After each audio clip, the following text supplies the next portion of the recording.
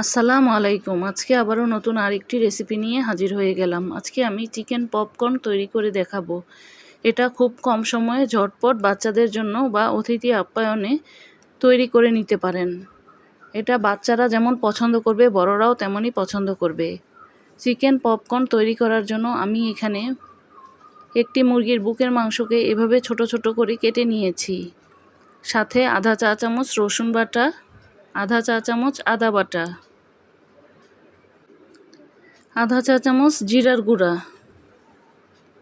আধা চা চামচ ধনিয়ার গুঁড়া, আধা চা চামচ গরম মশলার গুঁড়া,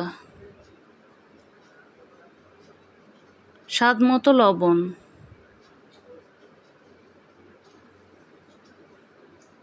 এক চামচ লাল মরিচের গুঁড়া, আধা চা চামচ কালো গোলমরিচের গুঁড়া, এক চা চামচ সুইট চিলি সস, এক চা চামচ গ্রিন চিলি সস, এক চা চামচ টমেটো সস, এক চা চামচ ভিনেগার, এক টেবিল চামচ সয়া সস,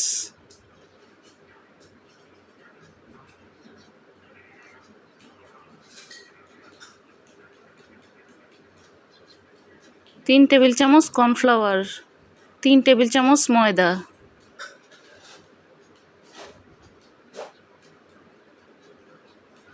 একটি ডিম। এবার সবগুলো উপকরণ একসাথে একটু ভালোভাবে মিশিয়ে নেব।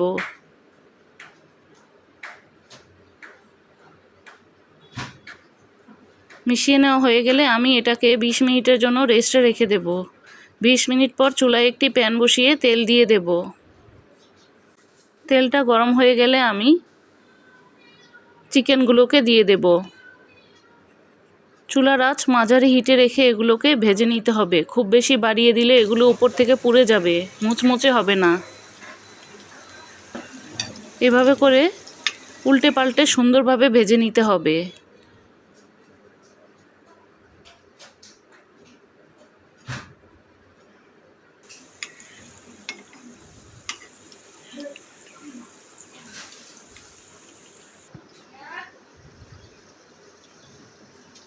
ভাজা হয়ে গেলে এবার আমি চিকেন পপকর্নগুলোকে তুলে নেব। একটি টিস্যু পেপারে আমি তেল ঝরার জন্য তুলে নিয়েছি।